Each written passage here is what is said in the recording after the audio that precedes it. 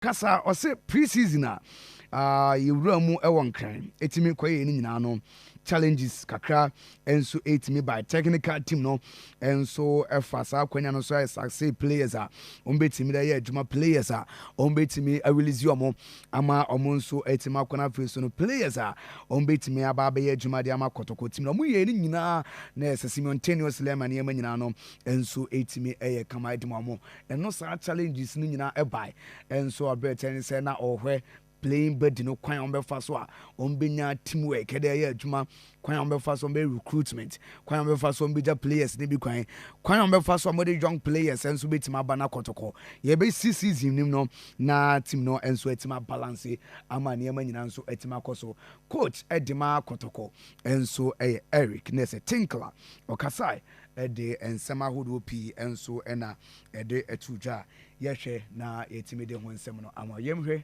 say yibinya coach ensem na and I think you're gonna see a team that's gonna fight to compete, and it's a long season, so we want to try and have between 26-27 players. Last season I think was around about 35, but we want to make it a smaller squad, but a united squad, a squad that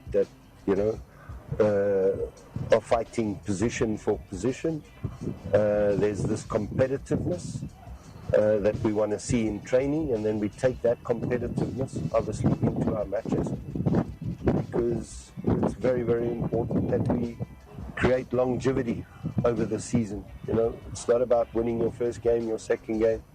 You've got to be able to do that across the full season, and it's a lot of games that we're going to be playing, and we want to ensure that there's consistency in terms of our performances, there's consistency in terms of our discipline, both on and off the field. Eno Kumasi Asante Kotoko coach Eric Tinkler and this ansem we nyina no enso editu dwa o kiremu say team no enema nyina nso eguso a o phases ahodo a betimi abam na enema nso etima go kama se o betima fight etimi akoma nim na se ho beda okrampo na league no na o matima ko na se ma akoma nim atima gide so na so wie no eno de ensama ahodo pi editu dwa na o kiremu se preseason no aye tough pa didn't I think like asa yenti no. Yeah, we've obviously entered week 4 of our pre-season, and when Stanley and myself obviously came to the club, the first thing we needed to do was a proper assessment of what we have in terms of the players and the quality of players that the club possesses. Yeah. And but at the same time, we're looking to start building a foundation, physical foundation, leading up to the start of the league. So we really had to overcross things, start certain friendly games a lot earlier than what I would normally do in the pre-season, because as I said, we needed to assess players to see the quality that we have, and then we needed to do a lot of scouting over the past 3-4 weeks. Yeah. It's been pretty tough for Stanley and myself because we haven't had much sleep, looking at so many videos of players both locally and then obviously internationally. And looking to strengthen the team, and when that happens, obviously it does take a knock-on effect in terms of creating that solid foundation that I was speaking about when it comes to the physical necessity of the game. The pre-season, you want to make sure that you have a 6-week period where physically the players will be able to apply what we want in terms of our game model. And it's been hard work for the players. We some Eric Tinkler editu dra yede hon sama ho drama na tie for ne some person kan say preseason na ye tough and results are never and no ne di room e season o mo hwe ni mu say o mo be jan sa results e be ba no so na o mo di akoma nim o wie no na de tu dra say Kotoko enwie signing so no be 2 or 3 players new faces be e betimi join squad no coach Eric Tinkler echi. We've gone into certain friendlies where physically the players were extremely tired and exhausted. Yeah. And mentally that's obviously also pushed them, in the beginning didn't start very well in those friendlies, but progressively we've been getting better and better, and that's what you want to see.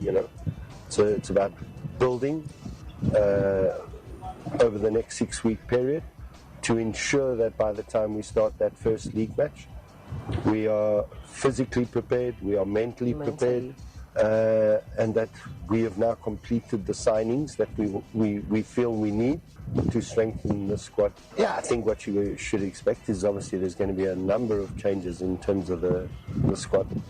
You know, we've moved a number of players out that we just felt at this stage of Asante Kotoko's long history are not players that can help us achieve the objectives that us as coaches and the club wants to achieve. So a lot of new faces, you know, a lot of foreign-based players that come with a lot of experience as well, which I think is also very, very important. You know, there's 1 or 2 surprises still coming in terms of our signings. Yes, I know Eric Tinkler, coach Edema Krobia Kumasi Asante Kotoko, and what did the team no home come or said here? Niama Elkoso Ewo come, said you're more prepared at their train season, and also a dear name of the Sansema who drew in ano, and so at to Ja and na Stanley Menzu, and na a trim Quaya Kotoko, a befaso na Oma dear Omaniama season, by any said your mopes or Mother Kotoko, a conany memra, a dear enemy. Coach and so Edindia and Sweat Maso so na come here say coach and director Ubia and I'm choir. There's a we say we are Tanasi Dinkomo, but Bia baby on Pesa, Mode Kotoko, Efa, and Oma Babo and Dinkomo Pepe, Atanazi Pepe, and Sama, coach Edema Kotoko, Edia to January CD, preseason, you know, resource by a resource now or Mudi Jinaso prepare inti fast resource na JG team ne say na season by boy ball resource ba preseason there yetimi ejina so e dey hwe to the team no e betima akwa fi new faces said na filler time na wuchiri mu no e betima ba na omo free amono ne omo local scene so no e betimi adjoin be 2-3 bi no ma balance e team no e dia ma Kotoko a omo hwe ne mu so on betima compete e dia ma na ese Kotoko season ba coach akasa baby a wode fa na ye hwe kakra no so free ba Pierre Bedasi da bia me ka cho se ewo sa adwumadi we so yenka asema yenim general na me ka cho se 2 players be ebeba. Yes, I went ahead and gave you even positions. Yes, Say a striker and a midfielder. And never sense is the amount. Yes, Asante Kotoko head coach. Now Stanley Emerson Rafe, I say 2 surprise. So when you catch it, and you surprise you. Coach and Abu Abanieti, and you surprise him. Always surprise here. Clearly Kotoko and Unim.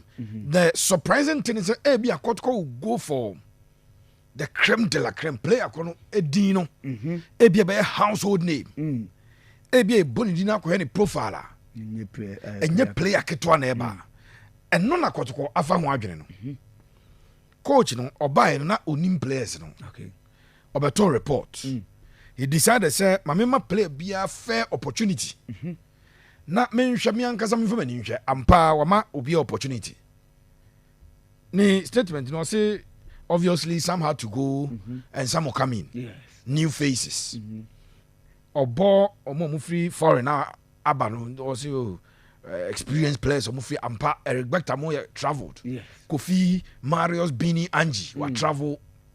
Isa Yakubu a travel ko Rwanda no free Rwanda na ebe yi. yes, Bia Emmanuel Mama na untimi kan be brain fan no because 3 seasons at Samates scoring 20 goals in 3 seasons and also at the Eba. So overall, coach, you know, Nasama Waka, me press a tier for the Omaju Koso say Kotoko are not done with the transfers. Okay, Outgoing in the Makacho say to a very large extent, Kotoko are done with their outgoings. Omombekono. Incomings, you know. Mubano. And coach, I try say kakana ono oye nwedwuma omo agents agencies be at the players be abomo hu but still after playing 3 games coach now say there is a need say obepe obi ednaba coach no ahu say so omo pe at least or 2 or 3 Yes, and a best surprise no cause am say okofa trials near there for but I didn't surprise you bia Where the catchers would be, but into when the age I him. And me didn't come out room that I mean the type of players I could call Ecofa Ediaba. Yes. Pierre, only one important thing. Coach, any Stanley, met Mark say, Ubianto players amount. Okay. Kotoko board no. No question plan say, Omunyan conform we so much interested in football. Okay. Say be vice board chairman, deputy board chairman. Because you say, for say, Makura anything, I am fano. Yes. Dr. Kofi Aban quite the appointment to the buy, no. On said, I'm very close to Timono. Executive chairman and the board chairman of the club, Joe Shop. And the technical team, Omanya, the free hand to operate and met me, I say, and penny for me no more yakotono. Obedient to me as will be the players, I was your mokon. Yes. Isa Yakubu. Two Pennyfoy, the head coach and the director of football, almost share videos upon videos. And my coach was Stanley Menzo on share 5 minutes video. Okay. So 5 minutes, you travel be I can see any on it. because nano you're born your boy, you're 5 minutes video. I will be guys over top. And the full match, as our man say, Piero Ebo APR, any police. No, I compare link of the game. No TV no has on what chia cresa. Buyam. No, I shot 90 minutes in now. Or show videos by 4, 5, 6, 7, 8, 9, 10 games. And some about to conclusions there. We yepen we on your part of your audience. Okay. Et your one I share Isaiah Yakubu videos. Or one I share Eric Better videos. Or one I share Kofi Mario's Bini. In fact, or more assessment of Emmanuel Mama. Videos or more share. Okay. And no mobile conclusion say some players we hear. Player back one no money videos. Abdul Kader the midfielder. Yes. Burkina Faso. Or Mama na be training more than almost 3 weeks as a 4 weeks. He's been here. Okay. It was not there. Or my personal assessment of the player playing football. Obi a waka bia enti me sure say 2-3 players no more kan. Omo de be hukrie. Na so far truth be told cause enye marquee signing bia. Okay. Ye ka marquee signing na transfer window bie. Na ye team bia ye marquee signing na top signing na. Yes. E be twini pa ba stadium. E de attention be team no. E de supporter no e kondo so ko Tony Jesse ni bi ne de ne number kura to akire. Go Manchester United. Any Arsenal, any Madrid official store. Yes. Now talk Jason, you know, say, yeah, boy, be Mbappe go chira. The over training different from there. Yemfa a damilita unwachiri mawu. Yes. Marquee signing no Kotoko enya nyebi. Ebi Kotoko enyebi. It does not mean so mom do ma banamunti memo. And no memo be a proper assessment of Kofi Mario's Bini. And Isaiah Yakubu Okay. And I trust the judgment of the person. I have not watched the 2 players train. I have not watched them in game situation. Yes. And videos and me, maybe I'm a deep boy children. So I don't base my assessment on 3-4 minutes video na me them. But a branch and Aquasha and ranch 3 occasions. Okay. And the Okacha and Ossi Pepe. You're not samba replacement, no. Now I'm just a Bini anaze Isaiah Yakubu so mumi no obi abetima replace Samba. Okay. Eti Kotoko central defensive pair of Samba Ablo last season, no. Okay. Their branch they catch me if is anything to go by. Kofi Mario's Bini. Okay. On a branch the thing ade Isaiah Yakubu no. A mouse replacement no. Na Musa Hamzata. Yes. Any Joseph Amwa. I am backup and I can also tell you, say Joseph Amwa, preseason, the Mahero, no. Piero Abranche improve massively. Enti Kotoko central defensive area, no. Okay. Omum for marquee sign, then you league, no. And I Kotoko call Doma, Ekoto, Adriana Stars captain. Yena Yedim Abranche the boy no born last season. Enti Omkofa Boache, Nidini, dear Boache. Alex Boache. Agumba baya a marquee signing. But Ebia Isaiah Yakubu better than Agumba. Be a Kofi Marius Bini better, but because on performing out the Okofana Banantino, he doesn't remain a marquee sign. Okay. And naturally no more. Cameroon, so Solomon Asa. Short to par. Say I'm boss short because you closed training, nanya full size, no. Yes. But coach him an instruction say he should be shooting. Whoever avoided the enemy or true. So I can't the problem. Problem. As someone in the Casamigo go boss short to Bobasona play a bit. Yes. My player no call out for 4 weeks. On the young Korea ball. Yes. And you want to know your way. You not Dion Nana Chiako before. Yes, and Solomon Asa. Short pa. Ye piaman of Panya, coach say on boss short na. Eric Better, the mate about Eric Better, and say on your player will shoot 2 ball at goal. Okay. Name him in tight spaces, he will dribble. Okay. The in swingers near better when he is cutting back and was sending in swingers. The ability to fall very deep into his own half to pick the ball, run with the ball, not all beating defenders. Near idea. Nipa ya sumo mo amawako monitor training no.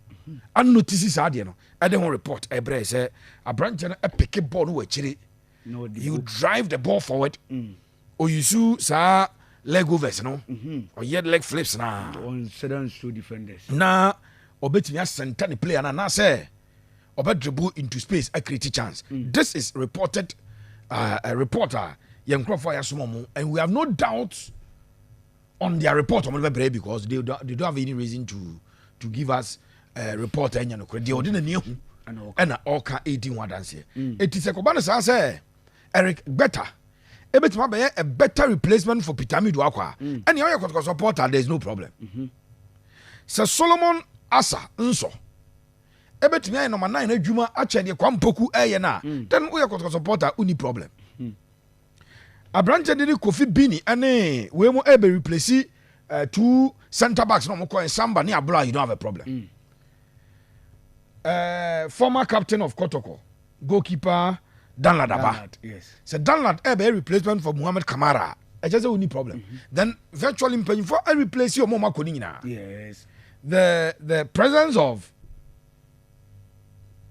Agadas, Yes. Richard Bodu, Yes. a huge boost at the Asante Kotoko. If and Agadas young kind of me hear na che. To me metra me kaza Agadas me ka Agadas asema e Agadas no be ball Kotoko no. Agadas no call Libya no o player of the match or to so sa no. Yes. And ye be come ka Agadas a o tifie because me hwe no. But ni dinu nko ano say and what they had is offer former captain Danlad. Yes. Former captain Agadas. I just say you are bringing in leaders. Team. Yes. Yes. At one point in time, normally leaders of the club, and they come with experience. If they are fit and they have the capacity, then why a replacement adequate at my club? No? Kotoko number 6 or no? A double a gentle number 6. Even the young boy, Lawson, a gentle number 6. No? Yes. Agadas have a more different dimension. Or no, aggressive. Or your players now, they put fear in opponents in them. Okay. Agadas, the time at Kotoko, about 5, 6, 7 matches be no mess back because or accumulate. You have accumulate 3 yellow cards and no mess 1 game. It you know accumulate. And unim the be am catcher or no angasana catcher referees say decisions be referees man card no. Because Agadas in tia. Omunim son there Obama there. Jomu card in them. Sa shield na Casemiro obi. Yes. Na Ngolo Kante obi. Tackle Ngolo Kante de kwa referees no fa do on tesa. Other players they call ya na yellow card. Agadas de na ye ni din Agadas ne. The referees ni o mo abobo na free o mo nkra brem youth level no mo ni de Agadas ye oba be twane ade no. Eno na ma o mo de cars no. Ade ma abranche but truth be told uti asama Asante coach yaka wa hwe ni team no wa jabi mo kwan o de bi mo aba. Then still was actually team no I identify areas where here 2 or 3 at the back and he terms it surprise signings abeba. I think that he's on track and when you're a free hand to operate because I'll compare Tinkler ne football director to has coach now. Players now has a sign. Yes. Coach has no idea who they are. Yeah, Tom was a GA Juma. Coach is not the best. But and ya bad were born baby. Yan your man, they Jose Mourinho recommendation. I am 100 pages.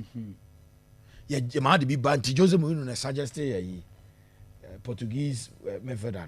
Silva. Yeah, Bernardo Judy be by yes. But a quite a club now told you now, Mawswa. A hard drink. It will more free hand to operate compared to other opponents. Adriana, for instance. Yes. See you at Tapoku to place, Nibina coach, some board who's in the by. But wait there, I want more and I share women penal. A one player, send company for Casaman Kibi, Pa, Manuenchi. Penny Yankomat entry there. I mean, Taddy and guy coach, but a moment person bears as interferes, the coach is in pa, and pa near finding solution near Moko. I think that coach Enya a free hand to work, and on Waka said, Una 6 weeks of preseason. You should be ready. Yes, Kotoko 4th week and uno. Yes, Jomo 2 more weeks. A Chelsea coach, Ebenyan is 6 weeks of preseason now open. And when Kotoko airline up, the first Premier League gamer, we watch with open eyes. Dear border coach, dear results, and or the Ebre Asante Kotoko champion PR. Pepe Medan say, Menzu say, Opisoja legacy. Kotoko. Na legacy na ujano se untimenya legacy ya yebekwa bana ye kansem foforo nyoma mienu menzo nano panyi bi frosoro ko ka chenze bema on supporters no muguaza o mo boje oso no obi ayi phone video no results am ko yi o mutibi chesi wu nti le legacy ndie he would wish to leave a very good legacy obi abekai. That's the prayer. That's our prayer for him, but it depends on the type of results of the Bema club, no, and the Bema legacy, no. A bit to me, Aboma, na Pierre, as a crony gusu dia grow. Yes. Now, no interview, I mean, National Sports Authority director, me, I'm Yamushimi, we interview, me, Mashimi. Na, yes, Yamia Duma, AFCON 2027 qualifies, no. Accra Sports Stadium.